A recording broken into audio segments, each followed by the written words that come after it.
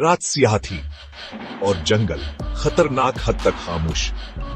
राखा एक चट्टान पर बैठा था जब आवाज आई, वही अल्फा वापस आया है, मगर इस बार हमला करने के लिए। अल्फा कबीले के साथ आया, जख्मी हरन की जमीन पर कब्जा करने।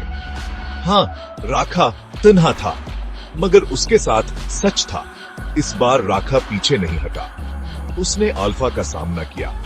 कोई कबीला नहीं, सिर्फ खुद पर यकीन। एक जोरदार गर्राट और राखा अल्फा के सामने खड़ा था। वो लड़ सकते थे, खून बहता, मगर राखा ने कुछ और किया। उसने अल्फा को गिरने से पहले रोक लिया और बोला, तुमने मुझ पर हमला किया, लेकिन मैं तुम्हें माफ करता हूं, क्योंकि मैं तुम जैसा नहीं बनना चाहता। जंगल खामोश हो गया और पहली बार अल्फा ने नजरें झुका दी।